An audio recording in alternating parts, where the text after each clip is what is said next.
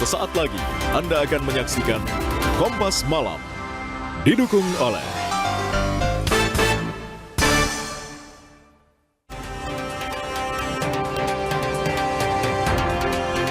warga Brebes digegerkan penemuan jenazah pria dalam koper. Korban dibunuh oleh pelaku yang emosi saat ditagih utang.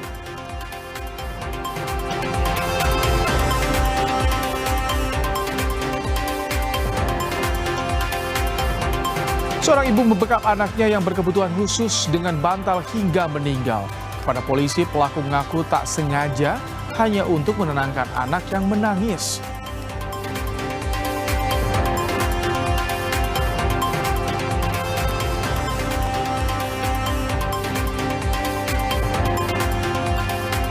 Kementerian Agama menetapkan awal Ramadan hari Kamis 19 Februari 2026.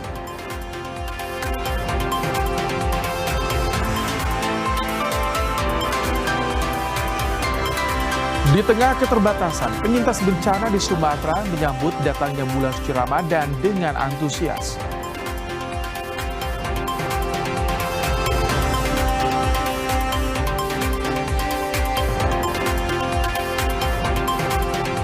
Hari terakhir Jakarta Live Festival di kawasan Kota Tua, Jakarta. Pertunjukan instalasi cahaya bernuansa Imlek memukau pengunjung.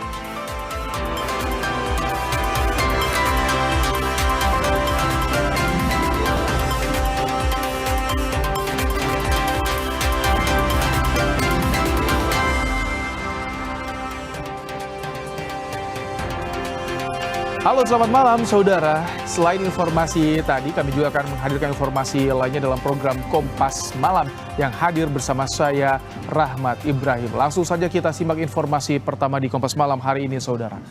Pusat perbelanjaan Mall Ciputra Cibubur di Bekasi, Jawa Barat terbakar. Diduga api dipicu dari percikan pengelasan reklame.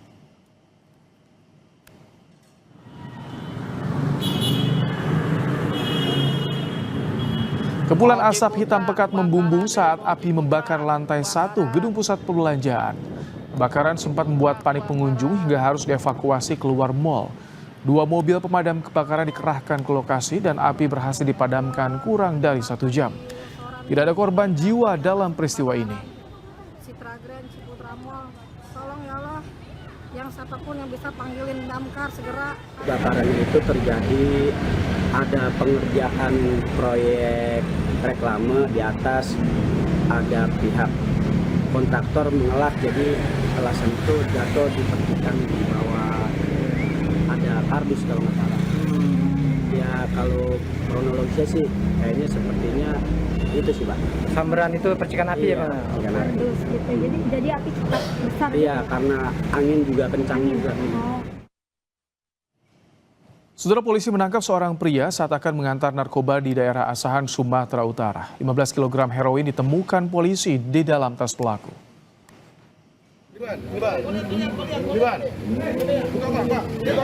Pelaku tak berkutik saat anggota dari Subdit 4 Direktorat Tindak Pidana Narkoba Bareskrim Polri menangkapnya di Jalan Lintas Tanjung Balai, Asahan, Sumatera Utara. Saat digeledah, polisi menemukan 15 kg heroin dalam tas pelaku. Rencananya heroin akan diantar dari Tanjung Balai ke seorang yang masih menjadi DPO di wilayah Simpang Kawat, Kisaran. Apa ke bawah ini?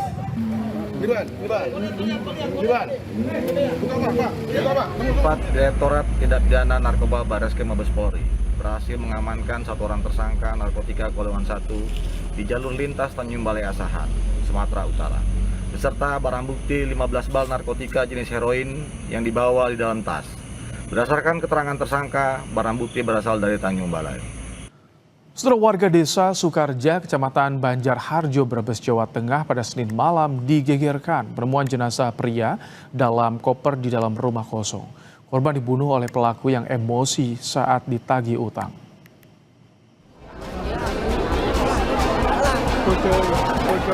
Jenazah seorang pria ditemukan di dalam koper di sebuah rumah kosong di Kecamatan Banjarharjo, Brebes, Jawa Tengah. Korban ditemukan pertama kali oleh kerabat pemilik rumah yang mencium aroma tak sedap dari dalam rumah. Karena curiga, mereka menelusuri sumber aroma hingga menemukan sebuah koper yang tertutup pasir di salah satu sudut ruangan. Setelah dibuka, Mereka menemukan jenazah di dalamnya. Korban diketahui merupakan warga desa Pende, Banjarharjo. Keluarga menyebut korban sempat berpamitan pergi ke desa Sukarja untuk menemui seseorang bernama Rokib pada Minggu malam dengan membawa uang 20 juta rupiah. Dia dari rumah bawa uang 20 juta sama HP. Mau dibawa kemana? Mau ke tempat rumahnya Rokib. Rokib itu siapa? Rokib itu yang nonggoli rumah yang itu. Yang belum jadi itu. Iya. Nah terus sampai sekarang belum pulang. Belum pulang. Terakhir dia kelihatan kapan? Saya terakhir lihat dia kelihatan itu habis maghrib lah di rumah. Pas mau bawa uang itu. Ya, jadi jam 10:30 dia bawa uangnya. Kalau malam. Izinnya mau kemana gitu Pak? Izinnya mau ke tempat rumahnya Rokib. Itu sama keluarga izin. Sementara Rokibnya itu sendiri. Sementara kan Rokibnya katanya udah kabur ke Majalengka. Polisi langsung melakukan penyelidikan dan memeriksa sejumlah saksi. Kurang dari 24 jam, terduga pelaku akhirnya ditangkap di Majalengka, Jawa Barat. Motif pelaku membunuh korban karena emosi saat ditagih utang oleh korban. Usai membunuh, pelaku kemudian memutilasi dan memasukkan korban ke dalam koper. Berdasarkan fakta-fakta yang kami peroleh di lapangan mengarahkan terduga pelaku, akhirnya kita menangkap pelaku di wilayah Majalengka, Jawa Barat. Pelaku ini merasa kesal dan juga emosi saat ditagih hutang.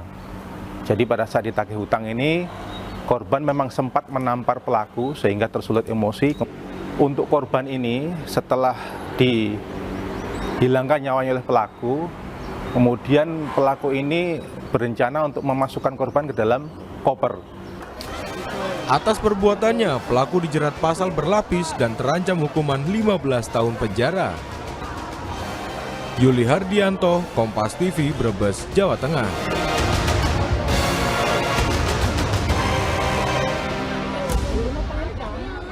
Saudara, seorang ibu di Subang, Jawa Barat membekap anaknya yang berkebutuhan khusus dengan bantal hingga meninggal.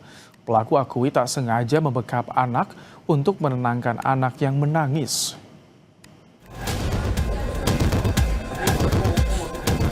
Di sebuah rumah kontrakan Kelurahan Sukamelang, Subang, seorang ibu membekap anaknya yang berusia 6 tahun hingga meninggal.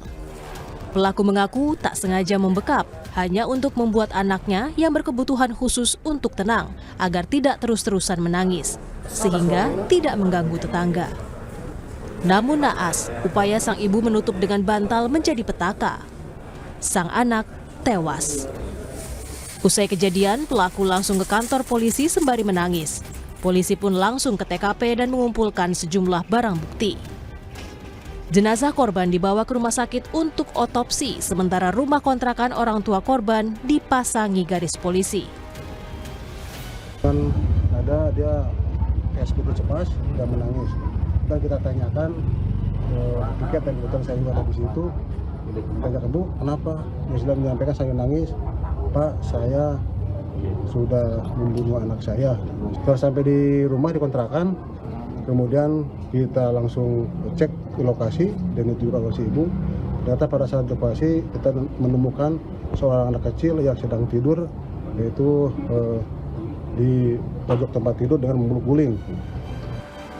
Ayah korban tak menyangka kejadian ini menimpa keluarganya. Ia menyebut istrinya menyayangi sang anak dan yakin tidak sengaja membunuh anaknya. Istri saya itu sabar, mendidik anak saya, ada 3 anak. Ya posisinya istri itu dengan anak selalu ngajarin kemana-mana, dia sama anaknya ngantar sekolah bertiga naik motor. Terus dia dengan anak yang nomor 2 itu sayang sekali. Posisinya dia ngajarin anak sholat. Ya dengan ini posisinya ya saya hanya bercerita aja nih bahwa istri saya itu bukan orang seperti itu. Ya, yang jelas mah saya positif aja ke istri.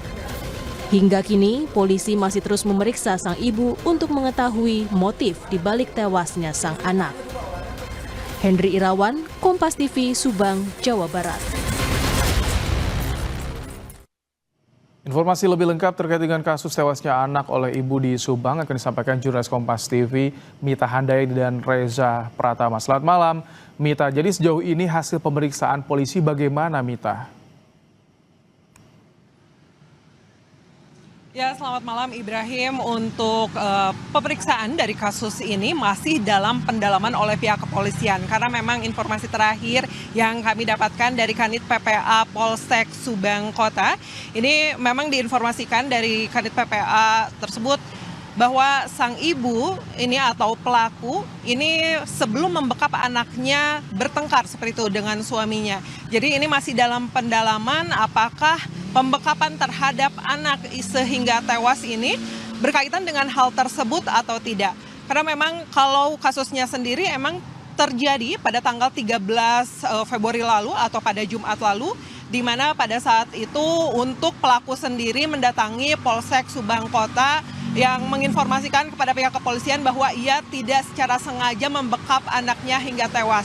Pada saat tersebut, pada Jumat lalu, sang ibu atau pelaku ini menginformasikan kepada pihak kepolisian bahwa ia hanya ingin membuat anak keduanya yang berusia 6 tahun itu tidak menangis lagi karena dikhawatirkannya akan mengganggu tetangga kontrakan lainnya karena tangisan anak yang terus-menerus.